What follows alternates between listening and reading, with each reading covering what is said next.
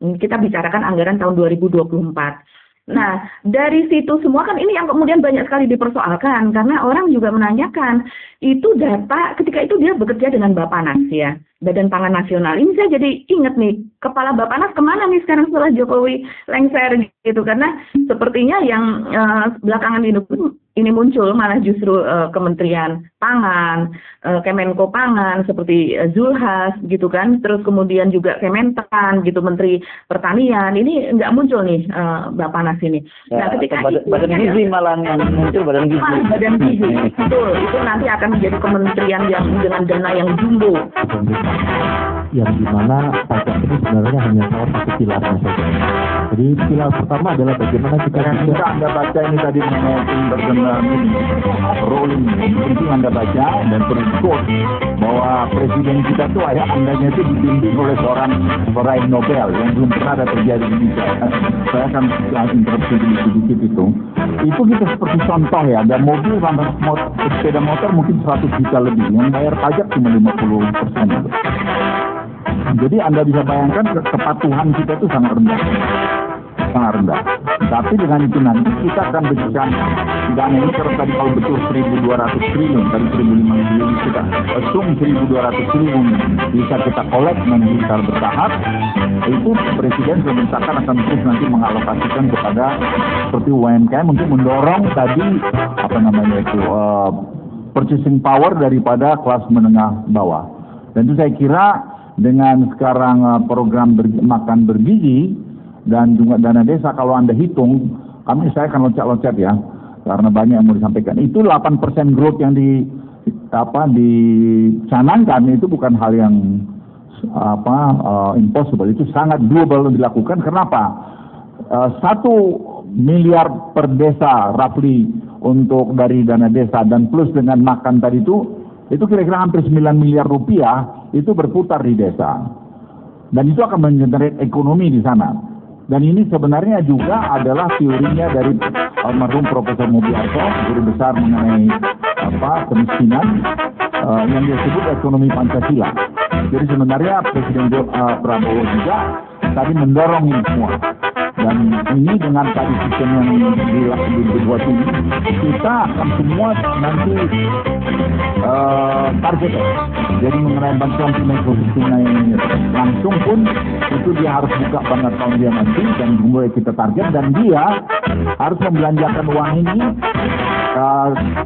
dengan arahan pemerintah. Misalnya di desa itu dibeli telur gini dan sebagainya, ayam dan sebagainya, itu akan terkena barcode-nya dibuat, dan itu yang membuat sistem ini, saya ulangi ya, yang Bapaknya Pak, mungkin apakah boleh dijelaskan pandangan dari Ben soal BRICS baru bergabung secara kesehatan. Nah ini tuh kalau dari Ben sendiri melihatnya apakah ada fasilitas yang akan ditawarkan oleh BRICS ke Indonesia, dan kalau misalnya nanti dengan BRICS apakah Indonesia pada akhirnya akan berencana untuk mulai membeli minyak juga dari Rusia Pak? Dan kalau apakah dengan bergabungnya ke BRICS apakah Indonesia masih dalam tanda kutip takut dengan retaliasi dari atau ancaman retaliasi dari Barat? Di mana di Eropa, di mana gas sekarang dari Rusia di stop mereka, itu akan terjadi nanti masalah krisis energi di mana di Eropa, dan dia turunkan ke Cina, dan Cina masalah ekonominya juga sekarang lagi kurang baik, dan Amerika kita uncertainty-nya tinggi karena tarif itu yang belum jelas mau berapa persen dinaikkan oleh Presiden Trump. Jadi kombinasi masalah ini memang betul-betul kami cermatin dengan baik. Jadi itu salah satu tugas dan tadi memberikan masukan pada Presiden dalam proses pengambilan keputusan. Dan saya kira dengan keahlian-keahlian seperti Pak Dede ini, Pak Dede masih researcher di Harvard. Ya, dia masih researcher di Harvard dan dia tinggal di sana, dan ya sekarang ini masih kita tahan-tahan di sini, dan kita punya advisory board. Advisory board, Global Advisory Board. Itu ada tadi Ruli Sarman, penulis buku One Man Wrong, kapitalis. Ada juga kita punya tadi Ray Dalio adalah salah satu pemain market yang sangat besar, jadi kita tahu kira-kira mau kemana arahnya. Kemudian kita juga punya dari bekas wakil Bank Sentral dari Cina. Jadi kita betul-betul mendapatkan informasi yang sangat komprehensif sehingga kita didiskusikan di dalam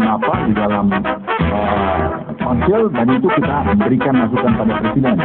Saya pikir ini yang dulu waktu zamannya pemerintahan yang lalu kita tidak pernah sempat punya. Kita semua banyak action karena memang kebetulan belum ada ini. Jadi berangkat dari pengalaman itu dengan ada ini, ya presiden bilang juga, dia bilang, Pak Ketua, ini berarti saya benar juga membuat den ini. Ya saya bilang kalau presiden pasti benar lah, saya bilang gini. Untuk memberikan respons untuk Indonesia bisa high income country paling tidak 2040, menjadi negara maju mungkin 2050 ke depan. Saya sangat confidence melihat itu karena kita punya hilirisasi, kita punya tadi macam-macam hilirisasi sudah, dan tadi genomic sequencing yang akan dibuat sehingga bibit-bibit kita perbaiki. Ini semua kita lihat equilibriumnya. Semua kita lihat equilibriumnya. Misalnya kita juga melihat bibit bawang putih. Kita impor $700 juta setahun. 270.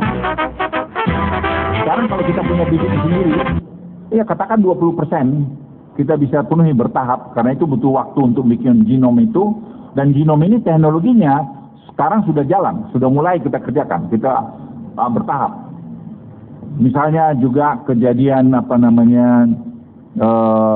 kokoa itu kita butuh 800 juta, kita hanya punya 2 juta, lainnya kita mesti impor. Itu semua uang. Misalnya juga kejadian kokoa itu kita butuh 800 juta, kita hanya punya 2 juta, lainnya kita mesti impor. Itu semua uang. Terima kasih teman-teman media. Pertama-tama saya ingin menyampaikan karena tadi awalnya dibilang bahwa target pajaknya belum terpenuhi ya, kalau saya nggak salah pertanyaannya. Pertama-tama saya ingin menyampaikan bahwa begini, kita juga harus lihat realitas yang ada ya, bahwa usaha untuk meningkatkan pajak ini bukan pekerjaan yang mudah. Kita juga harus akui hal itu. Dan saya kira apa yang dilakukan oleh teman-teman di Direktorat Jenderal Pajak dengan korteksnya itu adalah sesuatu hal yang kita perlu lakukan apresiasi. Mengapa saya katakan demikian? Karena begini, untuk mengurus pajak ini bukan pekerjaan mudah. Kalau kita mau naikkan tarifnya, Anda semua akan marah kan? Dan kalau dia kemudian digabungkan, misalnya dengan Goptek, dengan Simbara yang nanti itu akan bicara, maka dia akan melakukan cross check. Kalau Anda laporkan pajaknya di Kortex tidak benar, sementara pembelian mobil Anda dilakukan tidak dilaporkan, maka dengan data digital itu kemudian akan bisa dilakukan cross check. Sehingga akan memudahkan nanti untuk DJP untuk memonitor apakah angkanya betul atau tidak. Dari sini compliance kemudian akan bisa dilakukan. Perkenalkan, saya Dendi dari Media Kontan. Ada 3 pertanyaan yang ingin saya tanyakan. Yang pertama tadi menarik Pak di sini soal upaya peningkatan kepatuhan wajib pajak Pak. Tapi baru-baru ini itu udah ditanyain. Jadi pertanyaannya beda Pak. Tapi baru-baru ini ada rencana tax amnesty jilid 3 nih Pak. Bagaimana tanggapan Den melihat hal tersebut Pak? Mengingat rasio kepatuhan wajib pajak di tahun 2024 ini ternyata udah turun Pak dibandingkan 2023. Terus pertanyaan kedua soal perluasan basis pajak Pak. Ini sumber-sumber penerimaan apa saja Pak yang perlu dilakukan pemerintah yang saat ini belum dikolek ternyata Pak oleh DJP. Terus pertanyaan yang ketiga terkait revisi aturan DHE Pak. Di revisi aturan yang terbaru, pemerintah katanya mewajibkan eksportir itu menyimpan DHE-nya selama minimal 1 tahun di dalam negeri Pak. Bagaimana tanggapan Dan melihat hal tersebut? Terima kasih. Mungkin tadi terkait dengan tax amnesty, saya minta nih Pak Dede sebagai mantan Menteri Keuangan untuk bisa memberikan tanggapan. Saya coba jawab. Artinya begini, saya kira terlalu cepat untuk kita bicara mengenai tax amnesty saat ini, ya, karena itu kan sebetulnya ada pembahasan masuk prolegnas nanti kalau udah lebih jauh, informasinya lebih jauh, saya kira kita bisa bicara. Saya kira kalau saat ini it's too early untuk bicara mengenai itu. Kemudian tadi ada perluasan tax base. Kita mendukung program Kortex yang dilakukan oleh Kementerian Keuangan di mana kami sebenarnya tertrigger karena briefing kami dengan World Bank. Tengah Samudra Hindia yang merupakan bagian dari daratan di Afrika Timur. Mayfair ini didirikan atas jasa dari Mossack Fonseca pada 29 Juni tahun 2006. Dan dalam dokumen pendirian perusahaan tercatat ada 2 perusahaan, yakni PT Persada Inti Energi dan PT Buana Inti Energi yang menjadi pemilik dari Mayfair International Limited. 2 perusahaan ini diduga merupakan mitra perusahaan milik Luhut, yakni PT Toba Sejahtera. Mayfair ini tercatat beralamat di Francis Street di Victoria di Seychelles, Afrika Timur, sebuah negara di kawasan Afrika bagian timur. Dan dalam struktur organisasi perusahaan juga tercatat bahwa Luhut Binsar Panjaitan menjabat sebagai direktur dari perusahaan itu. Mayfair mencantumkan bahwa alamat Luhut berada di Jalan Mega Kuningan Barat 3 nomor 11 tahun 2011 mencantumkan bahwa PT Buana yang merupakan pemilik dari Mayfair International merupakan mitra dari perusahaan milik Luhut Panjaitan. Sedangkan PT Persada Inti Energi ini tercatat dimiliki oleh PT Pelita Buana Karya dan juga dimiliki oleh Elizabeth Prasetyo Utomo. Elizabeth ini merupakan direktur utama dari PT Toba Baras Sejahtera, perusahaan milik Luhut Panjaitan sejak tahun 2008 hingga tahun 2009. Dan menurut catatan dari Tempo, perusahaan Mayfair yang diduga milik Luhut ini tidak dilaporkan Luhut dalam laporan harta kekayaan penyelenggara negara atau LHKPN di Komisi Pemberantasan Korupsi KPK. Berikutnya saudara, kami akan jelaskan 2 profil perusahaan yang tercatat menjadi pemilik Mayfair International Limited. Yang pertama adalah PT Buana Inti Energi. Perusahaan ini bergerak di bidang kehutanan. Sementara kita lihat yang lainnya, yang kedua adalah PT Persada Inti Energi, merupakan anggota konsorsium perusahaan pembangun PLTU di Bengkayang, Kalimantan Barat.